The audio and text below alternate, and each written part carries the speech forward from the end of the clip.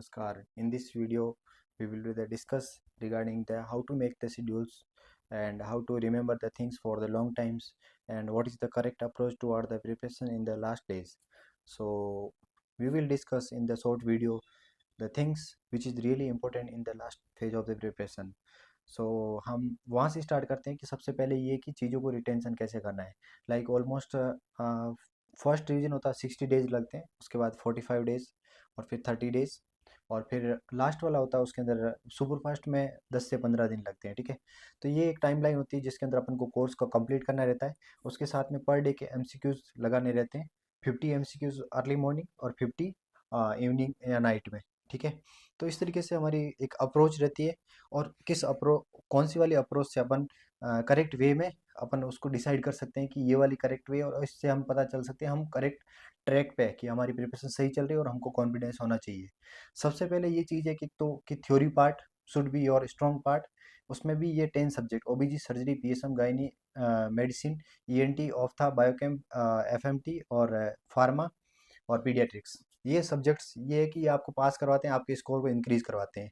तो ये चीज़ें करनी है। इसके अलावा आपको सेकंड चीज़ करनी है कि इनके जो पीवाईटीज़ है उन पे फोकस करना है। कैसे? फर्स्ट एफएमजी के जितने पीवाईटीज़ है कि उसमें पता चल जाता है कि जैसे प्लेसेंटा प्रीविया है या फिर एपीएच है या फिर डायबिटीज़ या फिर हाइपरटेंशन इन प्रेगनेंसी है। ये सब चीज़ें अपन को कि ये हाई टॉपिक है और इनको अपन किसी भी कॉस्ट पे छोड़ नहीं सकते। उन सब चीज़ों को करना है, सबसे पहले उन पे वर्क करना है पीवाईटीज़ पे सब। उसके बाद में एमसीक्यू सॉल्व करने हैं। मतलब डे का ऐसा कुछ टाइम डिसाइड करना चाहिए कि जैसे कि 30 to 40% ऑफ द डे अपन को एमसीक्यू सॉल्व करने हैं। एमसीक्यूज कैसे? फर्स्ट एमसीक्यूज को लगाना है, साथ में एक वाइट पेपर, इस तरीके से पेपर लेके डायरी को पेपर को लेकर के बैठना है कि मेरे को किस तरीके से कौन से वाले टॉपिक्स मेरे को दिक्कत आ रही है या फिर कौन से वाले मैं प्रॉपर तरीके से कॉन्फिडेंस नहीं हूँ, वो चीज़ें करनी है। उसके बाद में उन टॉपिक्स को थॉरोली रिवाइज करना है उसी दिन पे, जो आपकी मिस्टेक्स है या जो आपकी वीक पार्ट है। उसके अलावा इतना करना है। इसके बाद थ्योरी पार्ट पढ़ना है। थ्योरी पार्ट को कैसे? ऐसे तो अपना मन भटकता है साइड में, तो मैं क्या करता था, एक कार्ड बना लेता था। लाइक जैसे कोई ये पेज हो गया, ठीक है, इस तरीके का वाइट पेज पूरा ब्लैंक, ये नोट्स है, नोट्स के ऊपर इस तरीके से रख देता था। फिर जैसे कि कोई भी टॉपिक्स है उसमें मैं पढ़ रहा हूँ, जैसे डाउन सिंड्रोम है, डाउन सिंड्रोम, लैंगडम डाउन, 21 ट्राइसोमी, उस तरीके से। फिर मेंटल रिटार्डेशन, फिर उनके फीचर्स वगैरह, फिर कार्डियक एनोमलीज, कार्डियक डिफेक्ट और वो सब। ठीक है, उस तरीके से उसको याद करना।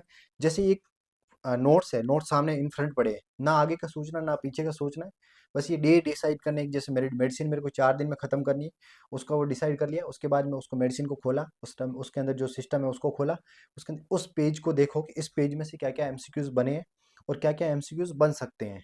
उस तरीके उस पेज पे सबसे पहले उसको देखा, और फिर उसमें डिस्ट्रैक्शन आती है तो उसके लिए क्या करना है कि हमेशा पेन, हाथ में पेन होना चाहिए। खुले एकदम सीधे जस्ट ऐसे बैठे हैं और देख रहे हैं, वो इतना इफेक्टिव नहीं होता। ठीक है, तो इसके लिए कि एमसीक्यू सॉल्व करते हैं, उस वक्त भी अपने पास खाली पेज होना चाहिए जिसपे अपन लिख सकें। नोट्स पढ़े उस टाइम पे कुछ इस तरीके से कि जिसको लिख सके, और नोट्स करे उस टाइम पर ये कि ये पीवाईक्यूज आ रखा है उसको पीवाईक्यूज से ऐसे लिखना है, और जो आ सकता है यहाँ पर हाई यील्ड है उसको क्यू से लिखना है, क्यू से। क्योंकि लास्ट की सुपर फास्ट रिवीजन होगा जब 10-15 दिन बचेंगे एग्जाम से पहले, तो वही चीज़ें आपको पढ़नी है लास्ट के टाइम पे। पूरा सिलेबस अपन नहीं पढ़ सकते, तो वो चीज़ें करनी है। इसके अलावा तीसरी एमसीक्यूज हो गए, ये नोट्स हो गए, उसके साथ में अपने वन लाइनर हो गए। इमेज जब भी पढ़ने का मन नहीं करे, इमेज बुक खोली या इमेज की पीडीएफ मेरे को अभी कमेंट में डाल देना, मैं आपको लिंक भेज दूंगा कि इमेज बुक मेरे पास पूरी 90 सब्जेक्ट की बुक है एनएलसी की तरफ से। ठीक है, वो वाले मैं भेज दूंगा। उसके साथ में पर डे के एमसीक्यू सॉल्व करने, उनके एक्सप्लेनेशन देखने, और किस तरीके के क्या मैं एक्सप्लेनेशन मेरे इसमें नोट्स में से है या नहीं है, क्या ये एमसीक्यू मेरे नोट्स में से नहीं है तो वो इतना इंपॉर्टेंट नहीं है, और मेरे नोट्स में से भी नहीं है और वो नीट पीजी की पीवाईक्यूज या एफएमजी की पीवाईक्यूज में आ रखा है या रिसेंट आईने सेट में आ रखा है, इसका मतलब वो इम्पोर्टेंट है, उसको नोट डाउन करना है। अपनी मिस्टेक्स को लिखना है। एक मिस्टेक्स कॉपी मैंने इनिशियली बोला था कि एक मिस्टेक कॉपी बनानी, जिसका अपना आपको प्रॉपर तरीके से उसको लिखना है, अपनी मिस्टेक्स को, हाई टॉपिक्स को, स्टिकी नोट से जो बार बार गलत हो रही है, कोई स्टेजिंग है हो गई, यहाँ पर कोई क्लासिफिकेशन का नाम हो गया, या फिर कोई इंसिजन का नाम हो गया, या कोई सर्जरी का नाम हो गया, उस तरीके से उसको प्रॉपर तरीके से देखना है। 3 चीज़ें करने के बाद चौथा है मेन, जो आपको प्रिपरेशन को एक 4 चाँद लगाता है, ऑर्नामेंटल स्टेप है, वो है जीटी देना। जीटी में स्टार्ट में बोला था कि आपको मार्च में 15 दिन में एक बार दे देना, मतलब मंथली 2 बार दे देना। बट अब अप्रैल, मई, जून, जुलाई, तो जैसे ही मंथ कम होते जाते हैं ना, उस हिसाब से आपको जीटी के अटेम्प्ट्स नंबर्स और वीकली आपको देना शुरू कर देना चाहिए। एंड फिर जीटी देना है, हर संडे को जीटी देना है। उसके बाद में उसका एनालिसिस किस तरीके से करना है कि लाइक आप जीटी दे रहे हो, सबसे पहले देना है तो 9 to 11:30 और 2 to 4:30 तक वो जीटी देना है। उस जीटी को देने के बाद सबसे पहले पार्ट 2 को रिवाइज करना है, क्योंकि पार्ट 2 क्या कंसेप्चुअल होता है और स्कोरिंग ज़्यादा होता है। ठीक है, उसके अंदर क्या होता है, ये वाले बहुत सारे सब्जेक्ट आते हैं जो इंटीग्रेटेड होके आते हैं, जो क्योंकि एग्जाम अपन को तो 150 एमसीक्यू दिख रहे हैं, बट उसके अंदर बहुत सारी चीज़ें होती है, बहुत सारे कंसेप्ट होते हैं, वो कवर हो जाते हैं उसकी वजह से। तो वो चीज़ें करनी है कि पार्ट 2 को सबसे पहले रिवाइज करना, उसमें से रॉन्ग वाले सबसे पहले, फिर गेस वाले।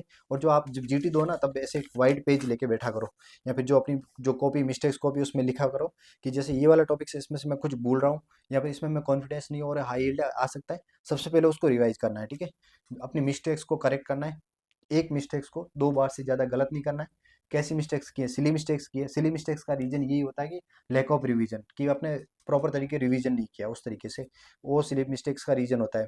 दूसरा ये कि आपने क्या कंसेप्चुअल मिस्टेक्स की है, तो उसको कॉन्सेप्ट को पढ़ना है, अगर समझ ना आए तो उसका वीडियो सेशन देना है या क्लास लगानी है उसकी, ज़रूरी है, क्योंकि वीडियो से क्या डबल मेमोरी बनती है।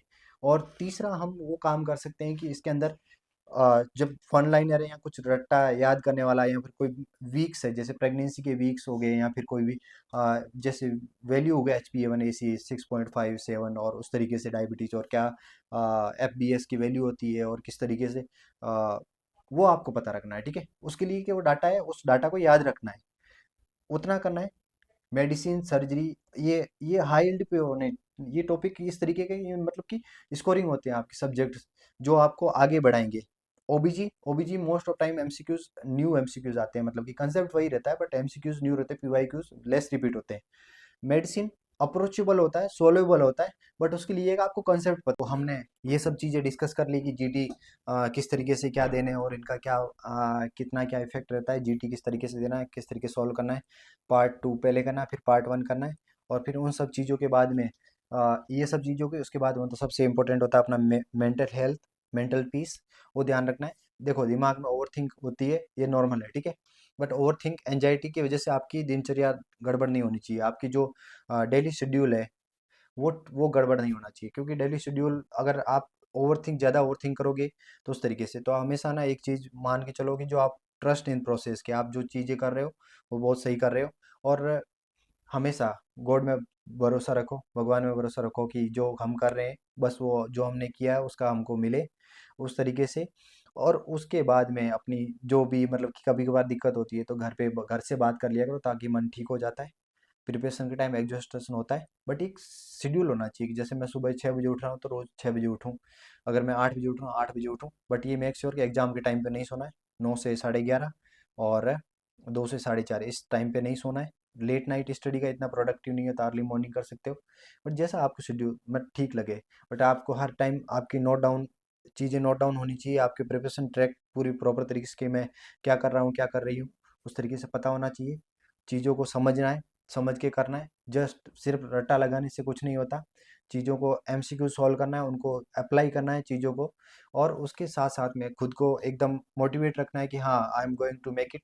और इतनी सारी चीज़ें कर लोगे, इसके बाद में कोई भी चीज़ कॉम्प्लेक्स मत बनाओ कि ये कोई बहुत बड़ी है उस तरीके से, बट ये कि मेक श्योर कि कोई गधा मस्ती ना हो, स्मार्ट स्टडी हो, कि स्मार्ट तरीके से मैं पढ़ रहा हूँ और इस तरीके से मैं सॉल्व कर रहा हूँ। एमसीक्यू सॉल्व किस तरीके से कर रहा हूँ, क्या मेरी टैक्टिक्स है, क्या मेरे को एमसीक्यू सॉल्व करने में टाइम ज़्यादा लग रहा है, तो उसको टाइम को कम करना है, या टाइम को किस एमसीक्यूज में कैसे लगा रहा हूँ, या क्या मेरी अप्रोच गलत है, उस तरीके से खुद को देखना है, खुद को करना है, कौन से टॉपिक्स पे कितना टाइम देना चाहिए, वो करना है। इतना आप कर लोगे ना, मेक श्योर कि आप हो जाओगे पास। खुद को कॉन्फिडेंस रखना है, क्या चाहे कितने से कितना बुरा वर्स्ट केस में भी आप पास होना है, ऐसी सिचुएशन बना के चलो। वो बोलते हैं ना कि practice like like never won, perform like never loss. ठीक है, उस तरीके से वो पढ़ना है, उस तरीके से पूरे स्ट्रेटजिक करना है। और मिलते हैं अगले वीडियो में, और कुछ नए टॉपिक्स, नई चीज़ जिसमें आपको हेल्प मिले, जिसको आप प्रिपरेशन में और ट्रैक लाने पर, या मतलब कि उसको कंटिन्यू बनाए रखने के लिए क्या कर सकते हैं वो करेंगे। चलो मिलते हैं, बाय बाय।